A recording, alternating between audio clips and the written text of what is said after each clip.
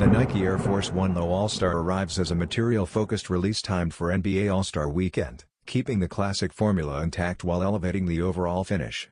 Rather than reworking the shape, Nike applies a high-gloss leather upper that shifts between bronze and green tones under different lighting. The look feels premium without being loud, leaning more toward subtle refinement than heavy redesign. Embossed textures run across the panels, adding depth while preserving the familiar Air Force 1 profile.